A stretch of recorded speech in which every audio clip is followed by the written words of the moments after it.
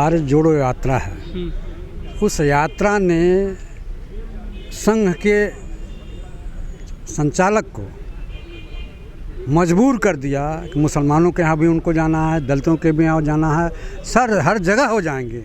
राहुल गांधी की यात्रा ने उनको जाने के लिए मजबूर कर दिया है।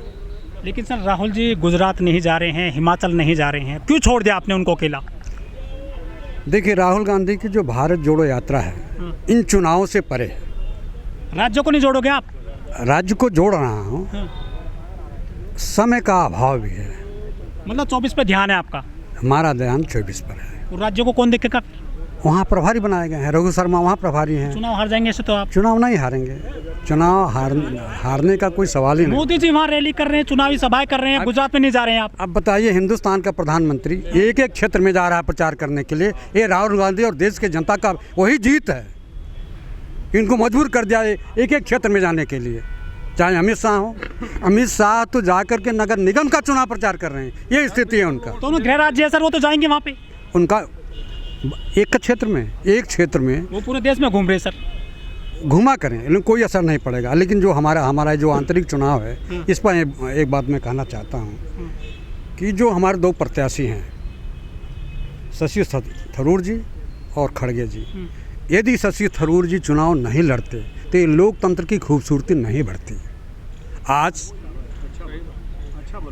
कर्नाटक से लगाए तमिलनाडु, पंजाब, हरियाणा, कश्मीर, आसाम, नागालैंड, मिजोरम, वहाँ का कार्यकर्ता यदि शशि थरूर ने चुनाव लड़ते तो देखिए, हम अपने वोट की कीमत जाने कि हमने राष्ट्रीय अध्यक्ष के चुनाव में भागीदारी निभाई।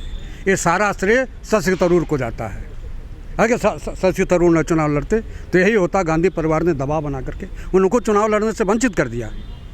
गांधी परिवार ने स्वतंत्र और निष्पक्ष चुनाव कराया। बीजेपी में लोकतंत्र नहीं है क्या? बीजेपी में कोई लोकतंत्र नहीं है। उन्होंने बंगाल लक्ष्मण को बनाया था अध्यक्ष आज से 10-12 साल पहले। तो लाखों रुपया घुस लेते हुए पकड़ा गया हुआ अध्यक्ष।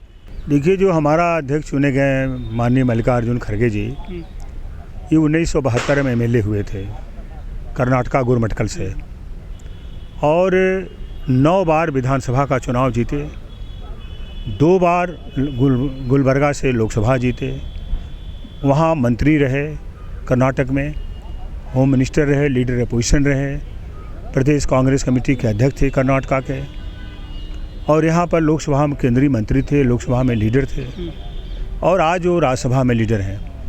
तो उनका एक बहुत बड़ा अनुभव है पार्टी को, और वो सबको साथ लेके चलने वाले व्यक्ति हैं, और यहाँ सबसे वो मिलेंगे और लोगों को, पार्टी को ऊपर उठाने का काम करेंगे। आपने जो कहा कि वो दलित समाज के हैं दलित समाज के, वो सब समाज के हैं, सबको बहुत सद्भाव से लेके, जैसे कर्नाटक में उन्होंने काम किया है, और देश में जिस तरह से उनका लोकसभा और राज्यसभा में परफॉर्मेंस रहा विपक्ष के रूप में, एक अच्छे वक्ता के रूप में रहा है।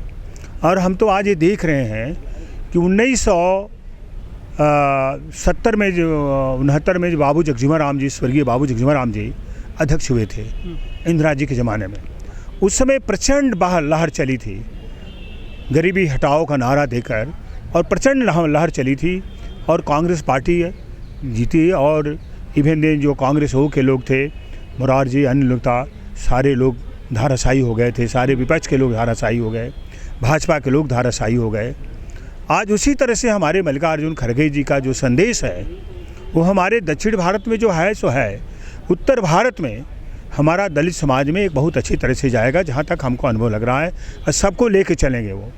और उसमें जो मायावती जी का आज उत्तर प्रदेश में है, जो खुल के बात करनी है, क्योंकि उनका मायावती जी का इसमें ग्राफ काफ़ी नीचे जा रहा है, और खड़गे भी उस समाज से आते हैं, और हमें उम्मीद है कि उसको ऊपर उठा के ले जाएंगे, और कांग्रेस कार्यकर्ताओं के अंदर जो कहीं कसक रही है उसको दूर करेंगे। यहाँ मिल करके, यहाँ बैठ करके लोगों की जो थोड़ी बहुत जो समस्याएं होंगी संगठन लेवल पर, अन लेवल पर, उसको वो दूर करेंगे। जो मेरा उनके बारे में जो सोच है, हमें उम्मीद है कि आपके इस चैनल से मैं उनको अध्यक्ष बनने जाने की मैं बधाई भी देता हूं, और हम उम्मीद करते हैं कि आने वाले दिनों में वो पार्टी को आगे बहुत ऊंचाई तक ले जाएं, और उनको ईश्वर स्वस्थ रखें, भाग दौड़ करें, यही मेरी कामना है।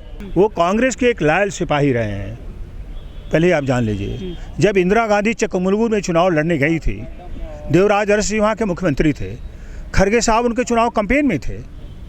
आप इस बात को कैसे कह रहे हैं कि वो ये जो बीजेपी के लोग जो बात कर रहे हैं कि रबर स्टैम्प फलाना धमाका। मैं पूछना चाहता हूँ कि आज ये टमटा क्या है जो ये बने हुए हैं, उनके जो अध्यक्ष हैं अजय नड्डा क्या है, नड्डा क्या है? मैं पूछना चाहता हूं कि क्या अमित शाह और मोदी जी के क्या है वो, उसको उनके अलावा कोई फैसला है उनके पास? तो ये बात गलत बीजेपी के लोग कर रहे हैं ना। हमारी कांग्रेस पार्टी में तो चुनाव हो रहा है, वहाँ तो चुनाव ही नहीं होता, वहाँ तो नॉमिनेशन है, वहाँ चुनाव कौन है? हमारे कांग्रेस पार्टी में तो चुनाव हो रहा है ना, वहाँ तो चुनाव ही नहीं है। हमारे शशि थरूर साहब 1072 वोट पाए हैं और हमारे ये खड़गे साहब करीब 8000 करीब वोट पाए हैं, वहाँ तो कोई चुनाव ही नहीं है। बीजेपी का तो इस पर कोई मुँह ही नहीं है बात करने के लिए। अभी ज़बरदस्ती की बात करना, ये रिमोट कंट्रोल और फलाना धमाका, मैं इससे कहूँगा कि ये बंद करो आप, इससे कुछ नहीं चलेगा। जो राहुल गांधी की जो हमारी जो पदयात्रा है, ये देखो कितनी बड़ी सफल है, गाँव तक जोड़ने का। जो लोग राहुल गांधी पर आरोप लगाते थे, क्या क्या शब्द नहीं कहते थे, आज सारा पदयात्रा से राहुल गांधी का आरोप धुल गया है। लेकिन सर, जो राहुल गांधी साहब की यात्रा चल रही है भारत जोड़ो, उसमें गुजरात और हिमाचल में ज़्यादा ध्यान नहीं दिया जा रहा सर। नहीं, इसमें गुजरात हिमाचल की बात नहीं है। हिमाचल गुजरात में तो आ रहे सर वहाँ पर नहीं, राहुल जी ने गुजरात के चुनाव में मेहनत भी किया था और चुनाव पदयात्रा में जाने के पहले वो साबरमती आश्रम पर अपने बूथ लेवल के कार्यकर्ताओं थे, साबरमती किनारे लोगों से बात करके गए थे। और अभी प्रियंका जी हिमाचल में गई थी, मीटिंग की हैं 2-2, 3-3, ऐसा कुछ भी नहीं है। पिछली बार भी आप देखें कि राहुल जी जो है बिल्कुल net to net fight Gujarat में कर दिया, तो उनके छक्के छुड़ गए। केजरीवाल जी चुनाव लड़ने चले गए गुजरात, दिल्ली छोड़ करके, पंजाब छोड़ करके, कांग्रेस क्यों नहीं पहुंचे सर वहाँ पर? अब देखो केजरीवाल जो है ना, केजरीवाल, अब मैं उस पर कोई निगेटिव बात नहीं करना चाहता। ये केजरीवाल और बीजेपी की एक मिली भगत है। कांग्रेस पार्टी वहाँ काफ़ी ग्रॉप में आ गया है। कांग्रेस पार्टी आपके वोट झटकेगी क्या आम आदमी पार्टी को गुजरात में? नहीं, आम आदमी पार्टी गुजरात में कांग्रेस का वोट नहीं झटक पाएगी। कांग्रेस के हमारे स्टेब्लिश लीडर हैं वहाँ पर, वो झटक नहीं पाएगी। वो जो भी झटकेगी वो बीजेपी की ही झटकेगी, कांग्रेस की नहीं झटक पाएगी वो, ये पहले आप जान लो।